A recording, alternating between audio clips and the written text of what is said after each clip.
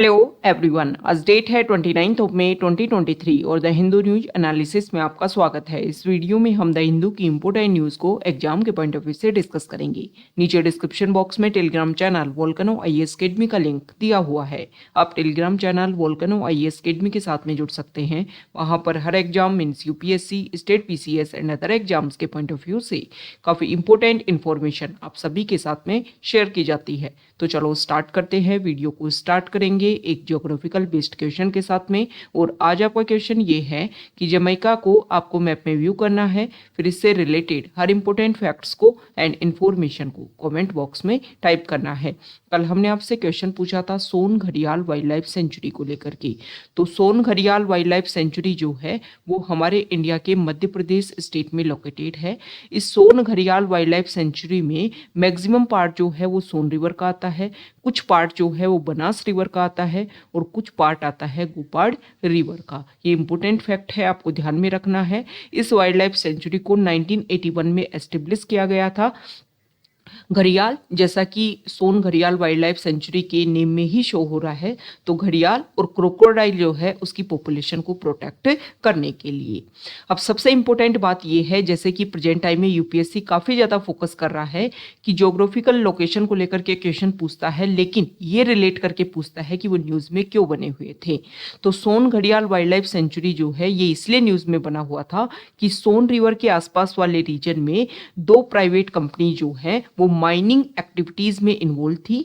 तो क्या किया गया है, जो हमारी नेशनल ग्रीन ट्रिब्यूनल जो है मींस एनजीटी जो है, उन्होंने इनके ऊपर 15 करोड़ का एक तरीके से फाइन इंपोज किया है।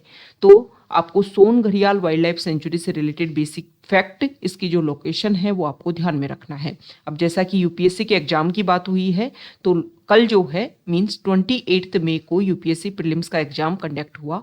जो स्टूडेंट्स जिन्होंने एग्जाम दिया है उन्होंने तो पेपर व्यू किया ही होगा, और जो अभी नेक्स्ट ईयर के लिए प्रिपरेशन कर रहे हैं उन्होंने भी पेपर व्यू किया होगा। आपने देखा होगा कि क्वेश्चंस का जो लेवल है, पूछने का जो तरीका है, वो यूपीएससी हर साल चेंज करता है। मतलब आप यूपीएससी के ट्रेंड को एनालिसिस इस तरीके से नहीं कर सकते कि अच्छा इस बार इस तरीके ये क्वेश्चन पूछे गए, एआर क्वेश्चन अगली बार इस तरीके से। हाँ, आप एक बात प्रेडिक्ट कर सकते हो कि क्वेश्चंस जो हैं उनमें फैक्ट लेवल जो है वो काफ़ी ज़्यादा था। तो अगर आपको आपके बेसिक कंसेप्ट क्लियर है, आपको फैक्ट्स याद हैं, तो आप क्वेश्चंस को इजीली कर सकते हो। एक क्वेश्चंस में जो है, जो भी आप ज्योग्राफिकल लोकेशन आप डिस्कस करो, स्टडी करो, आपको क्या करना है, वो किस वजह से न्यूज़ में बना हुआ है, उससे रिलेटेड जो भी बेसिक बातें हैं वो आपको पता होना चाहिए। जैसे कि अगर हम जो हैं वो द हिंदू न्यूज़पेपर डिस्कशन में डेली आपसे एक क्वेश्चन पूछते हैं, और लास्ट ईयर जब प्रिपरेशन हमने 2023 के लिए स्टार्ट करवाई थी तब इस बात के ऊपर फोकस किया था कि डेली अगर आपसे जो क्वेश्चन पूछा जाता है उसका आपने आंसर दिया तो ज्योग्राफी लोकेशन से रिलेटेड हर क्वेश्चन जो है वो आप सॉल्व कर पाओगे। तो जितने भी क्वेश्चन पूछे गए हैं उनमें से मैं क्लेम कर सकती हूँ कि 90% क्वेश्चन जो हैं वो कभी ना कभी द हिंदू डिस्कशन में आपको वो सारी ज्योग्राफिकल लोकेशन कभी ना कभी करवाई गई थी। तो सिंपल सी बात ये है कि यूपीएससी की जो प्रिपरेशन है वो हार्ड नहीं है। बस इतना करना होता है कि जितना आप प्रीलिम से पहले 1 मंथ पहले या 2 मंथ पहले जितना हार्डवर्क करते हैं, वो हार्डवर्क आपको थ्रू आउट द ईयर करना होता है। डेली बेसिस पर आपको उतना ही हार्डवर्क करना है, उतना ही चीज़ों को अच्छे से समझना है। जैसे कि कल हमने हमारा जो टेलीग्राम चैनल है आप वहाँ पर व्यू कीजिए, बहुत सारे क्वेश्चंस जो हैं वो हमने डायरेक्टली इनडायरेक्टली आपसे पूछे हैं। अगर हर क्वेश्चन को आप अच्छे से रीड करते, उसके हर ऑप्शन को आप अच्छे से रीड करते, तो बहुत सारे क्वेश्चन जो हैं वो आप इजीली जो है वो टिक कर पाते। दूसरा, अगर हम बात करें तो न्यूज़पेपर का काफ़ी ज़्यादा इम्पोर्टेंस है आपके यूपीएससी के एग्जाम को क्लियर करने के लिए। आप प्रीलिम्स ले लो, आप मेंस ले लो, आप इंटरव्यू ले लो, तो न्यूज़पेपर में जो न्यूज़ आती है वो किस तरीके से प्रीलिम्स में पूछी जाएंगी, किस तरीके से मेंस में पूछी जाएंगी, किस तरीके से इंटरव्यू में उससे रिलेटेड क्वेश्चन पूछे जाते हैं। तो आपको क्या करना है, हम इसके लिए जो स्टार्टिंग के जो बिगनर्स होते हैं ना, उनको इसमें काफ़ी ज़्यादा प्रॉब्लम होती है। उनको नहीं पता होता कि न्यूज़ का हमारे लिए क्या बेनिफिट है। ओके, तो इसके लिए हम न्यूज़पेपर एनालिसिस का एक इनिशिएटिव लेकर के आए हैं। ओनली 89 रुपीज़ पर मंथ इसके चार्जेस रहेंगे। आप इसको ज्वाइन कर सकते हैं। इसमें आपका newspaper the Hindu, Indian express, PIB, जो भी इंपॉर्टेंट वेबसाइट्स हैं जहां पर भी लगता है जहां से क्वेश्चन उठ सकते हैं, जैसे कि डाउन टू अर्थ जो है वो एनवायरनमेंट के पर्सपेक्टिव से काफ़ी ज़्यादा इंपॉर्टेंट है, तो जहां पर भी इंपॉर्टेंट आर्टिकल आएंगे उन सबको हम इस इनिशिएटिव में कवर करेंगे। और जो भी न्यूज़ में रहेगी उसमें क्या आपके लिए इंपॉर्टेंट है, कहाँ पर आप इस न्यूज़ का मेंस में यूज़ कर सकते हो, कहाँ पर आप इसका जीएस में यूज कर सकते हो, कहाँ पर इसका आप ऐसे में यूज़ कर सकते हो, ये सारी बातें जो है वो आपको इस इनिशिएटिव में बताई जाएंगी। जो भी इंपॉर्टेंट न्यूज़ है उससे रिलेटेड जो भी इंपॉर्टेंट फैक्ट्स हैं वो आपको हैंड रिटन फॉर्म में प्रोवाइड करवाए जाएंगे। तो आप इस प्रोग्राम को ज्वाइन कर सकते हो। 1 जून से प्रोग्राम जो है वो ज्वाइन रहेगा। बस एक बात ध्यान में रखना कि नेक्स्ट ईयर जब आप प्रीलिम्स दे हो तो ये मन में ये एक तरीके से दुख ना रहे कि काश हम पूरी साल जो है वो स्टडी कर लेते, क्योंकि लास्ट टाइम जब ऐसे लगता है आप पेपर देखते हो तो ऐसा लगता है कि हाँ ये चीज़ें हमारी पढ़ी हुई तो हैं लेकिन एक क्लैरिफिकेशन जो है वो माइंड में नहीं है। और क्लैरिफिकेशन के लिए एक ही चीज़ क्लियर होनी चाहिए कि जो भी आप चीज़ें उसको टाइम टू टाइम रिवाइज करो, कम पढ़ो, लेकिन रिवीजन जो है वो अनलिमिटेड टाइम्स जो है वो आपका होना चाहिए, तभी जाकर के यूपीएससी प्रीलिम्स का एग्जाम जो है वो आपका क्लियर हो पाएगा। दूसरा, अगर आप चाहते हो कि एक प्रॉपर मेंटोर जो है वो आपकी लाइफ में रहे through out your UPSC journey, तो आप हमारे मेंटोरशिप प्रोग्राम को भी ज्वाइन कर सकते हो। इस मेंटोरशिप प्रोग्राम में प्रद्युमन सर जो है 30 सीरियस स्टूडेंट्स का सिर्फ ये बैच है और 5 जून से प्रोग्राम स्टार्ट होगा। इसमें प्रद्युमन सर जो है वो आपको गाइडेंस प्रोवाइड करेंगे टाइम टू टाइम आपके हर प्रॉब्लम को लेकर के, चाहे प्रीलिम्स से रिलेटेड हो चाहे मेंस से रिलेटेड हो। इसमें डेली बेसिस पर एक क्वेश्चन दिया जाएगा जिसका आंसर आपको लिखना होगा। और इस प्रोग्राम की जो चार्जेस हैं, अगर आप 10 मंथ्स का एक कोर्स है और इसकी जो फी चार्ज है वो 8500 रुपीज़ रहेगी 10 मंथ्स के लिए। लेकिन अगर आप मंथली इसका पेमेंट करना चाहते हैं तो 1000 रुपीज़ इसके मंथली चार्जेस रहेंगी। आप इस प्रोग्राम को ज्वाइन कर सकते हो, आपके लिए काफ़ी ज़्यादा बेनिफिशियल रहेगा। आपका जो भी सिलेबस है वो टारगेट ओरिएंटेड स्टडी जो है उसकी यहाँ पर करवाई जाएगी। टाइम टू टाइम आपके प्रीलिम्स के जो टेस्ट हैं वो भी यहाँ पर कंडक्ट करवाए जाएंगे। बस इस बात पर फोकस करना कि जो भी आपको कंटेंट दिया जाए वो आपको अपने लेवल पर अच्छे से उसको रीड करना है। ओके, तो एक बात तो आप नोट कर लो कि ज्योग्राफी लोकेशन जो है वो कंप्लीट करवाने का द हिंदू न्यूज़पेपर में डिस्कशन जो हम करते हैं उसमें कंप्लीट करवाने की गारंटी है कि जो भी आपकी ज्योग्राफी लोकेशन नेक्स्ट ईयर पूछी जाएंगी उसमें 90 to 95% हम क्लेम करेंगे फिर से, क्योंकि हम जो भी न्यूज़ में रहती है और वो क्यों न्यूज़ में रहती है ये आपने देखा भी होगा कि जब भी हम कोई न्यूज़ डिस्कस करते हैं, कोई लोकेशन डिस्कस करते हैं तो हम इस बात के ऊपर फोकस करते हैं कि ये न्यूज़ में क्यों बना हुआ था। ओके, तो ये सब कुछ जो है वो ज्योग्राफी लोकेशन तो आपकी यहाँ पर कवर करवाई दी जाएंगी। और न्यूज़पेपर में कौन कौन सी इंपॉर्टेंट न्यूज़ हैं उनको न्यूज़पेपर इनिशिएटिव के थ्रू कवर करवा दिया जाएगा। मतलब एक आपका करंट अफेयर जो है वो आपका एक इम्पोर्टेंट पार्ट रोल प्ले करता है और उसको सब कुछ यहाँ पर कवर करवा लिया जाएगा। तो अगर आप इन प्रोग्राम को ज्वाइन करना चाहते हो तो डिस्क्रिप्शन बॉक्स में इनके लिंक जो है वो आपके लिए अवेलेबल है। ओके, अब हम द हिंदू को डिस्कस कर लेते हैं। और द हिंदू की फर्स्ट इंपॉर्टेंट न्यूज़ है फ्रंट पेज पर, और कल जो है वो हमारे प्राइम मिनिस्टर ने पार्लियामेंट न्यू बिल्डिंग का इनॉग्रेशन किया।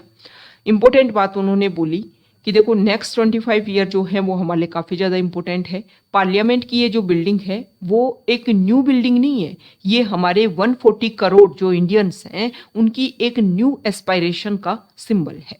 यहाँ पर न्यू लॉ बनाए जाएंगे जिससे हम 2047 में जो हमने एक डेवलप्ड कंट्री का जो हमने टारगेट रखा है या हमने अपना एम फिक्स किया है उसको हम इजीली अचीव कर पाएंगे। ओके, तो यहाँ पर जो प्रोसीजर हुआ उसके बारे में यहाँ पर बताया गया है कि जो सेंग्रो जो है वो उनको सेंगोल जो है वो उनको सौंपा गया सदर्न इंडिया से, जो अधीनम जिसको मठ हम बोलते हैं वहाँ से जो लोग आए और उन्होंने इसमें पार्टिसिपेट किया इस प्रोसीजर में। तो ये कुछ इंपॉर्टेंट फैक्ट जो हैं जो हमने कल भी डिस्कस किए थे पार्लियामेंट को लेकर के, वो बेसिक बातें आपको पता होनी चाहिए। ओके, अब देखो यूपीएससी जो है ना, अब इस साल ये सेंगोल जो है न्यूज़ में है। क्यों न्यूज़ में है? क्योंकि ऐसा प्रोसीजर चोला एम्पायर में देखने को मिलता था। अब चोला एम्पायर को लेकर के प्रीलिम्स में आपको क्वेश्चन पूछ लेगा, फिर बोलोगे कि ये तो स्टैटिक से, अरे स्टैटिक से नहीं आया, करंट अफेयर में सेंगोल न्यूज में था। और सेंगोल क्यों है? क्योंकि चोला एम्पायर से रिलेटेड है, वहां पर पावर ट्रांसफर के टाइम में इस तरीके का एक सिंबल जो है वो दिया जाता था।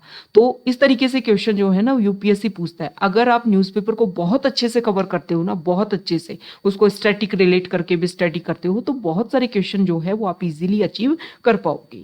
ओके, नेक्स्ट जो न्यूज़ है वो हम डिस्कस करेंगे स्टेट पेज पर। तो यहाँ पर जो न्यूज़ है वो हिमाचल प्रदेश को लेकर के है। एक रिपोर्ट सामने आई है जिसमें देखने को मिला है कि हिमाचल प्रदेश में जो स्नो कवर है वो टाइम के साथ में श्रिंक हो रहा है। इसका बेसिक रीजन क्या है कि टेम्परेचर इंक्रीज हो रहा है और जो स्नोफॉल देखने को मिलती थी वो काफ़ी कम हो रही है। और साथ ही साथ में यहाँ पर बताया गया है कि स्टार्टिंग के मंथ में अक्टूबर नवंबर में जो स्नोफॉल है फिर भी जो एक एवरेज लेवल रहता है उससे ज़्यादा देखने को मिल रही है, लेकिन जब पीक टाइम होता है उस टाइम जो स्नोफॉल है वो काफ़ी कम देखने को मिल रही है। दूसरा अगर हम बात करें तो फिर उसके बाद में जैसे कि अगर हम बात करें फरवरी से अप्रैल तक यहाँ पर स्नोफॉल ज़्यादा देखने को मिली, लेकिन टेम्परेचर ज़्यादा इंक्रीज हुआ तो फिर उनका जो मेल्टिंग प्रोसीजर है वो भी जल्दी स्टार्ट हो गया। दूसरा यहाँ पर बोला गया है कि देखो जब टेम्परेचर इंक्रीज होगा तो ग्लेशियर जो हैं वो एक तरीके से मेल्ट हो रहे हैं, तो इसकी वजह से ग्लेशियर लेक आउटबस्ट फ्लड जो है वो भी देखने को मिल सकती है। अब ये क्या होता है? तो इस टर्म को अगर हम समझे कि मान लो ये माउंटेन है और यहाँ पर ग्लेशियर है। ओके, अब ये ग्लेशियर जो है इससे मेल्ट हो करके मान लो यहाँ पर फ्लैट रीजन है तो यहाँ पर एक लेक जो है वो बन जाएगी। फिर यहाँ पर जो है इस तरीके से मान लो माउंटेनियन रीजन है तो यहाँ पर पानी भरा हुआ है। अब ये ग्लेशियर टेम्परेचर इंक्रीज हो रहा है, तो टेम्परेचर इंक्रीज होने के साथ में हम क्या देख रहे हैं प्रेजेंट टाइम में इशू, एवलांस जो इशू है वो क्रिएट हो रहे हैं। एवलांस में क्या होता है कि जो भी आइस है वो एक साथ में टूट करके नीचे आ गई, तो यहाँ पर मान लो ये ग्लेशियर जो है उसमें डिवीजन हुआ और ये नीचे आ गया, तो ये पानी जो है जो यहाँ पर लेक थी उसमें एकदम से ये आएगा ये ग्लेशियर का पार्ट, और ये पानी जो है वो अचानक से यहाँ पर आगे निकलेगा, जिसकी वजह से मान लो यहाँ पर कोई विलेजेस जो है वो एस्टेब्लिश हैं, तो इसकी वजह से अचानक से यहाँ पर सडनली फ्लड जो है वो देखने को मिलेगी। और इस तरीके के इशू जो है वो काफ़ी ज़्यादा बढ़ते जा रहे हैं हिमालयन रीजन में। तो कोशिश हमें क्या करनी है, टेम्परेचर को कम करना है, मतलब ग्रीन हाउस गैस एमिशन जो है वो कम करना है। तो टेक्स्ट पेज पर इससे रिलेटेड आर्टिकल है, हम वहाँ पर डिस्कस करेंगे कि टेम्परेचर जो है वो किस तरीके से इंक्रीज हो रहा है और हम 1.5 डिग्री सेल्सियस और 2 डिग्री सेल्सियस टेम्परेचर पर क्यों इतना ज़्यादा हम फोकस कर रहे हैं। तो यहाँ पर जो भी एक्टिविस्ट हैं, जो भी साइंटिस्ट हैं, जो भी एनवायरमेंटलिस्ट हैं, उनका ये बात बोलना है कि इशू जो है वो काफ़ी ज़्यादा बढ़ती जा रही हैं।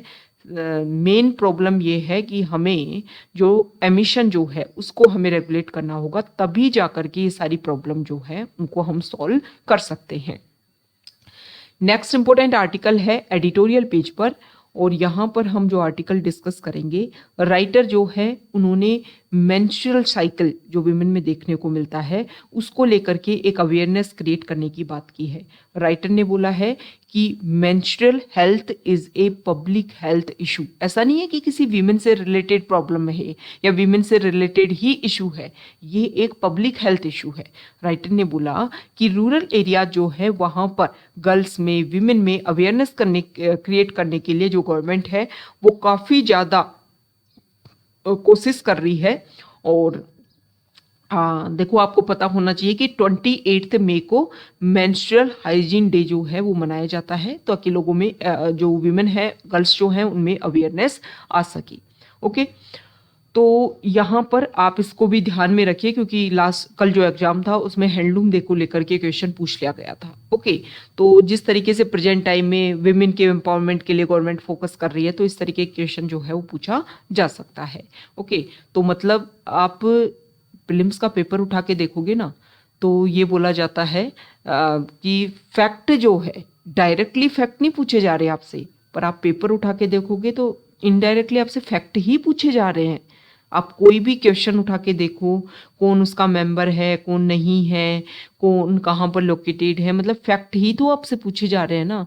तो फैक्ट पे जो है ना वो आपका एक तरीके से ग्रेस्पिंग पावर होनी चाहिए। और फैक्ट ऐसा नहीं है प्रीलिम्स के लिए यूजफुल है, मेंस में आप उन फैक्ट्स का यूज करके अपने आंसर को काफ़ी ब्यूटीफुल वे में रिप्रेजेंट कर सकते हो।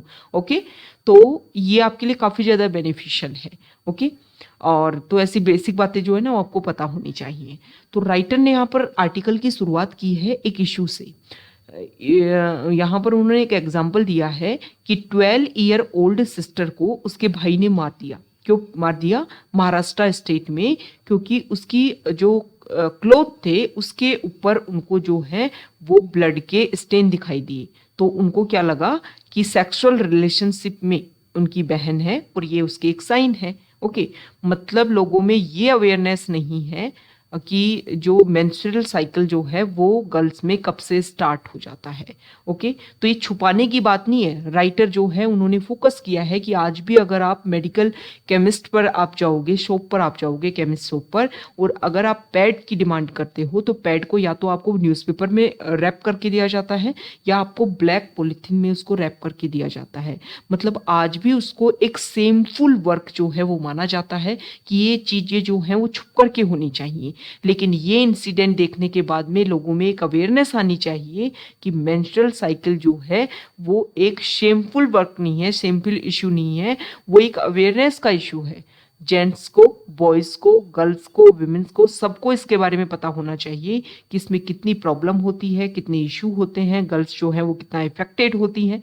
तभी जा करके उनमें अवेयरनेस क्रिएट होगी, तभी तो उनमें एक सिंपैथी या एक, आप एक बात मानिए कि एक सपोर्टिव नेचर जो है वो उनमें क्रिएट होगा। तो राइटर ने मेन फोकस किया है कि छुपाना नहीं है, बताना है, लोगों में अवेयरनेस क्रिएट करनी है। तो इस इशू से आप समझिए कि लोगों में कितनी अवेयरनेस जो है वो कम है। राइटर ने बोला है कि अगर हम बात करें तो अर्बन रूरल एरियाज में गवर्नमेंट जो है वो काफ़ी ज़्यादा फोकस कर रही है, जैसे कि पैड की अवेलेबिलिटी इन सबको लेकर के अच्छा काम है, लेकिन अर्बन एरियाज में भी हमें फोकस करना चाहिए।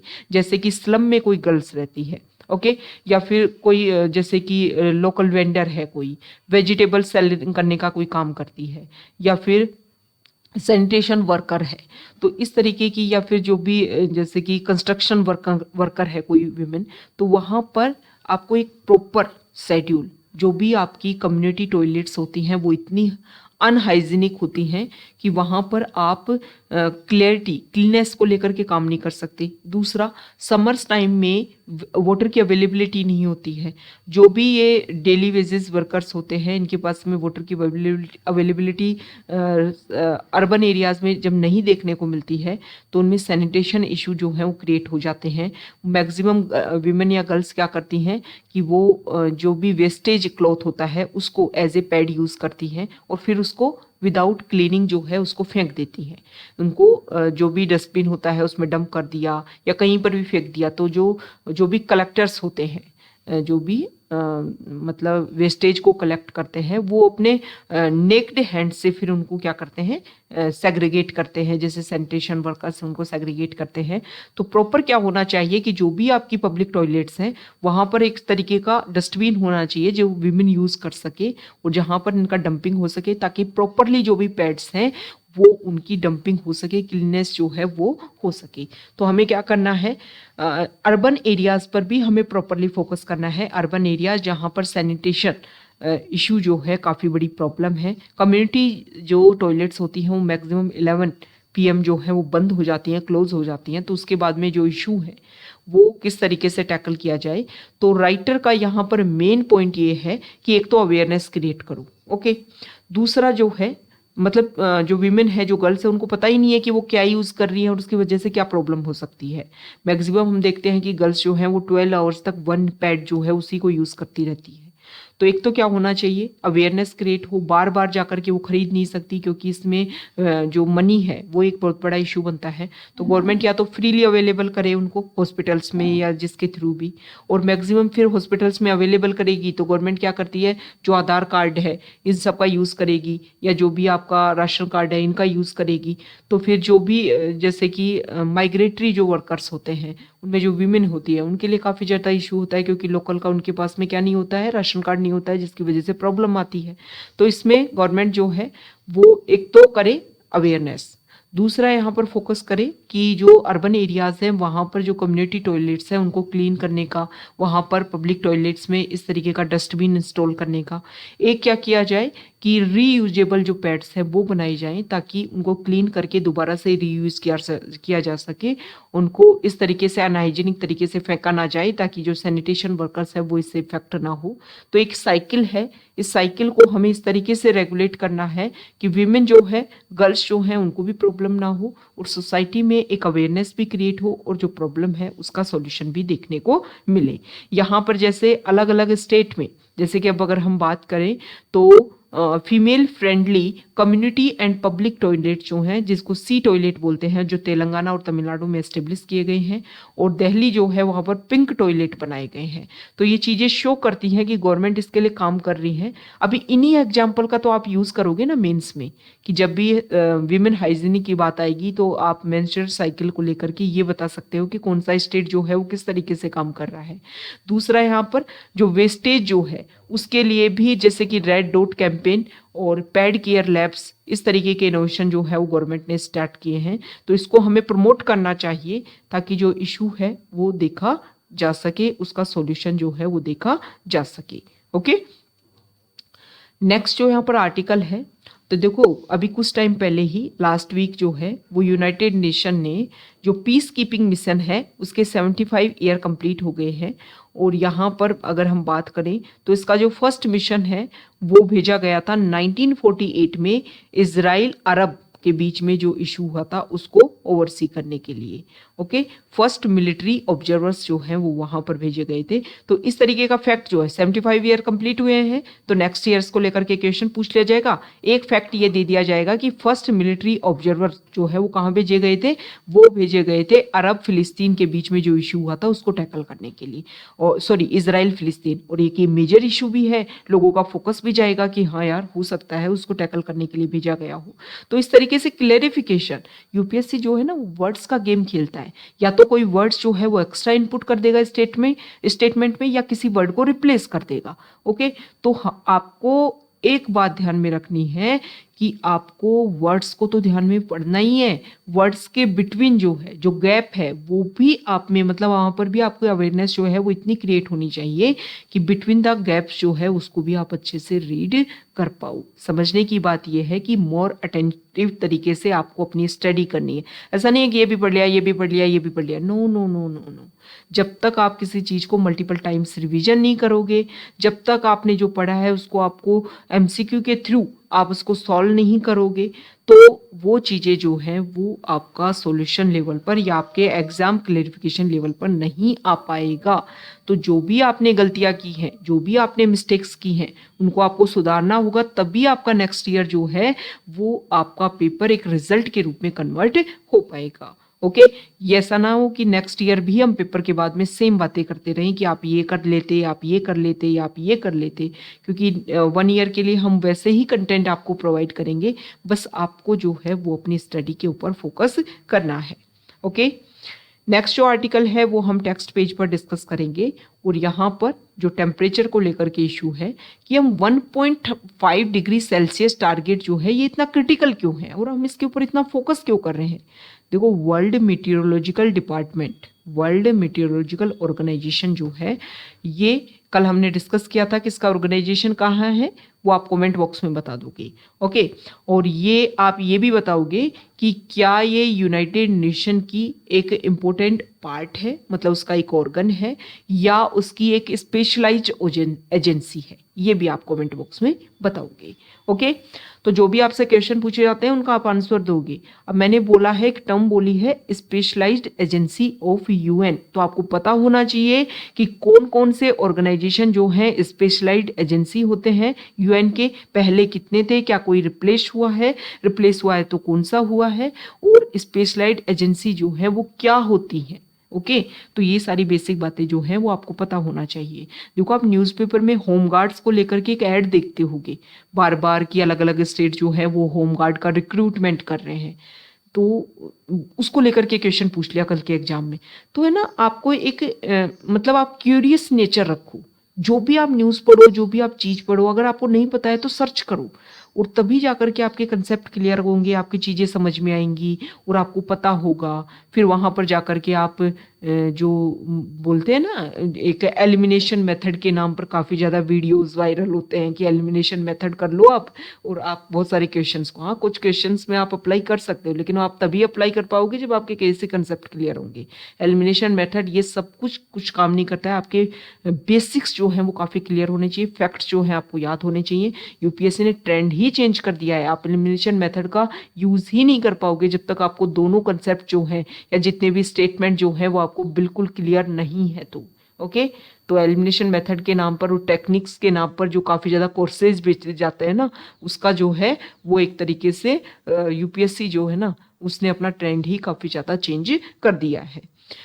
तो यहाँ पर WMO की जो रिपोर्ट है उसमें ये बोला गया कि 2023 से 2027 का टाइम अगर हम देखें तो इसमें टेम्परेचर जो है, जो हम प्री इंडस्ट्रियल एरा से कंपैरिजन कर रहे हैं, उससे 1.1 डिग्री सेल्सियस से 1.8 डिग्री सेल्सियस तक इंक्रीज हो जाएगा। ओके, और यहाँ पर ये बना गया है कि इस टाइम पीरियड के बीच में कोई ना कोई ईयर ऐसा होगा जब टेम्परेचर जो है वो हाईएस्ट भी देखने को मिलेगा। अब देखो सबसे इंपॉर्टेंट बात कि 1.5 डिग्री सेल्सियस टारगेट है क्या, तो इस टारगेट के लिए टाइम टू टाइम अलग अलग जो प्रोसीजर हुआ है,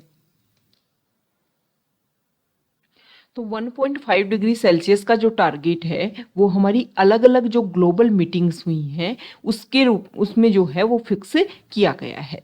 ओके, तो देखो यहाँ पर ग्लोबल क्लाइमेट टारगेट जो है उसमें ये बोला गया कि 1.5 डिग्री सेल्सियस का टारगेट हम फिक्स करते हैं कि जो 2100 जब तक ईयर आए तब तक इतना टेम्परेचर जो है वो इंक्रीज नहीं होना चाहिए।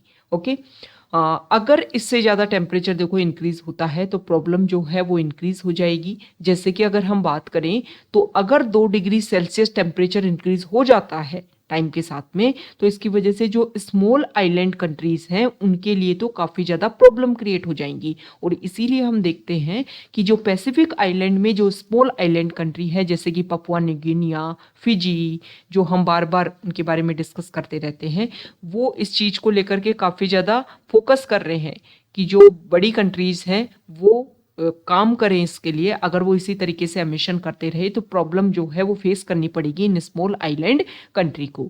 तो 2010 में जो कंकुन में COP16 की मीटिंग हुई थी उसमें भी टेम्परेचर को 2 डिग्री सेल्सियस से कम रखने की बात की गई थी। 2015 में जो पेरिस क्लाइमेट एग्रीमेंट हुआ उसमें भी टेम्परेचर को 2 डिग्री सेल्सियस से ज़्यादा इंक्रीज ना करने की बात की गई और फिर 1.5 डिग्री सेल्सियस का टारगेट रखा गया। और 2018 में IPCC जो है उन्होंने भी एक ग्लोबल टारगेट सेट किया कि टेम्परेचर जो है वो 1.5 डिग्री से सेल्सियस से ज़्यादा इंक्रीज ना हो। अब देखो क्यों क्रिटिकल है 1.5 डिग्री सेल्सियस का टेम्परेचर, तो ये इसलिए क्रिटिकल है कि अगर टेम्परेचर बढ़ा तो इसकी वजह से जो सी लेवल जो है वो इंक्रीज हो जाएगा। यहाँ तक अगर हम डिस्कस करें, यहाँ देखिए अगर टेम्परेचर इंक्रीज हुआ तो मेल्टिंग जो है आइस का वो इंक्रीज होगा जिसकी वजह से सी लेवल इंक्रीज होगा। और टेम्परेचर इंक्रीज हुआ तो एक्सट्रीम वेदर इवेंट्स क्रिएट होंगे। जो अगर हम बात करें जो हीट वेव्स जो हैं वो बढ़ जाएंगी, जैसे कि लास्ट ईयर पाकिस्तान, इंडिया, ये इससे काफ़ी ज़्यादा इफेक्ट हुआ था हीट वेव्स की वजह से, जिससे एग्रीकल्चर प्रोडक्ट जो हैं वो काफ़ी ज़्यादा, आपकी जो एग्रीकल्चर की जो प्रोडक्टिविटी है वो काफ़ी ज़्यादा इससे इफेक्ट होती है। सी लेवल जो है वो 10 सेंटीमीटर तक इंक्रीज हो जाएगा। इकोसिस्टम जो है वो डिस्ट्रक्शन लेवल तक चल जाएगा। हीट वेव्स, ड्रोट्स, हैवी प्रेसिपिटेशन बिना टाइम के, जैसे प्रेजेंट टाइम में आप देख रहे हो कि समर सीजन चल रहा है, लेकिन आपको ये देखने पे लग रहा होगा कि समर सीजन के बजाय जो है वो एक तरीके से विंटर सीजन का थोड़ा सा एहसास देखने को मिल रहा है।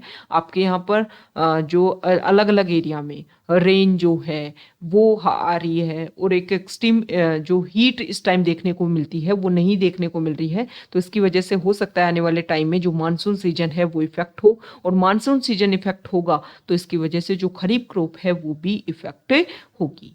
ओके, तो यहाँ पर बताया गया है कि क्या हम टारगेट को अचीव कर पा रहे हैं। अलग अलग मीटिंग्स में हमने डिसाइड किया, तो क्या हम उसको अचीव कर पा रहे हैं? बिल्कुल अचीव नहीं कर पा रहे हैं। जो बिग कंट्रीज हैं वहाँ पर एमिशन जो है हालांकि थोड़ा सा कम हुआ है, लेकिन अभी भी वहाँ पर एमिशन इतना ही बना हुआ है। इसकी वजह से वो एमिशन वो कर रहे हैं और इफेक्टेड हो रहे हैं अफ्रीकन कंट्रीज या फिर पैसिफिक आइलैंड में जो स्मॉल आइलैंड कंट्रीज है। इंडिया के लेवल पे अगर हम बात करें तो क्या इंडिया काम कर रहा है? बिल्कुल कर रहा है। इंडिया ने अपने लेवल पर green bond, green hydrogen mission ये लॉन्च किए हैं। साथ ही साथ में रिन्यूएबल एनर्जी के ऊपर हम काफ़ी ज़्यादा फोकस कर रहे हैं।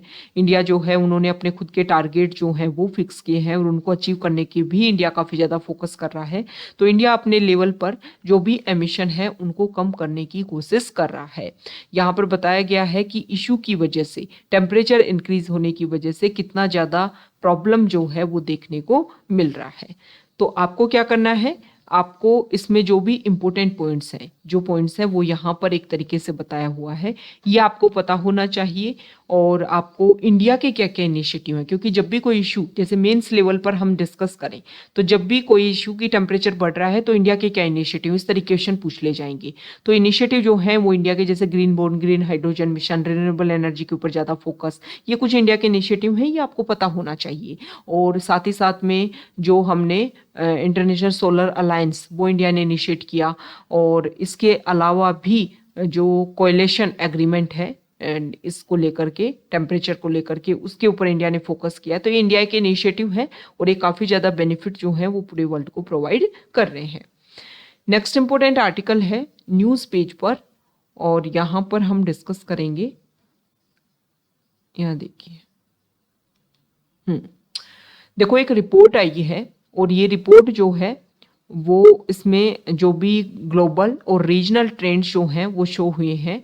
और ये रिपोर्ट जो है वो यूनिसेफ, WHO और वर्ल्ड बैंक तीनों ने मिलकर के इसको निकाला है कि पूरे वर्ल्ड में जो बच्चे जो हैं वो क्या क्या उनमें इशू जो हैं वो देखने को मिल रहे हैं।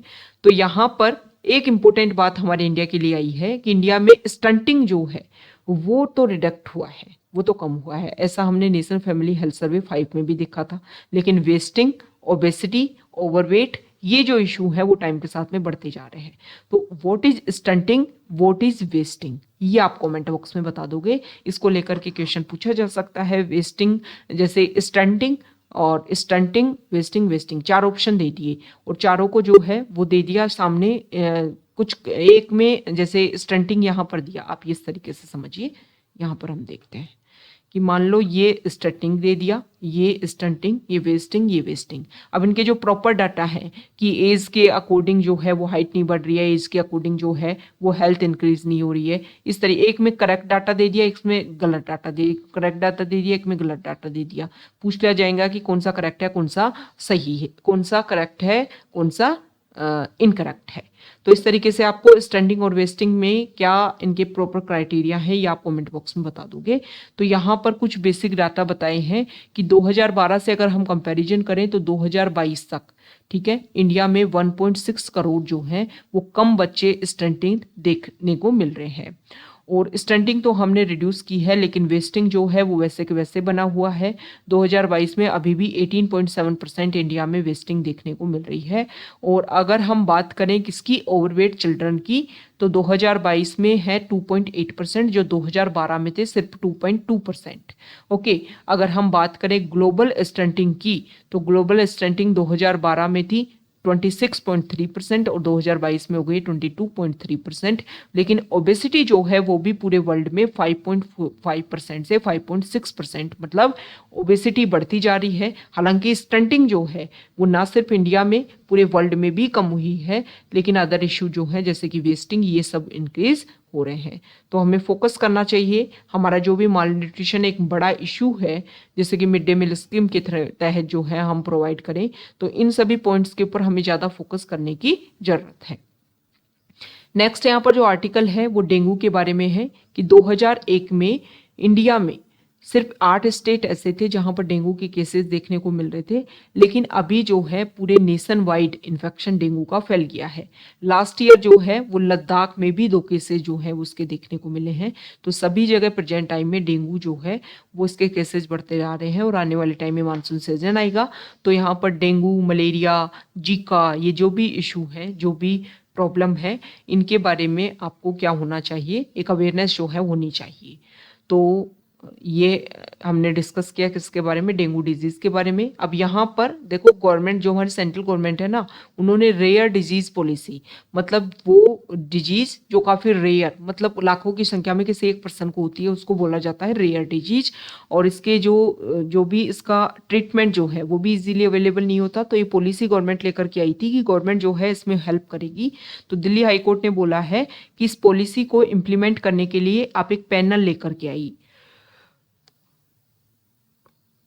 मतलब सीधी सी बात यह है कि एक कमेटी बनाइए, क्योंकि बहुत सारे केसेज ऐसे हैं जहां पर लोगों को फंडिंग की जरूरत है, जहां पर वो अपने लेवल पर इसका इलाज नहीं करवा सकते हैं। तो गवर्नमेंट इसमें अश्योर करे उनको, ताकि ये जो प्रॉब्लम है उनके साथ में इसका सॉल्यूशन देखने को मिल सके। और इसके लिए आपने पॉलिसी भी बनाई दी है, तो उसका रिजल्ट जो है वो शो होना चाहिए ग्राउंड लेवल पर।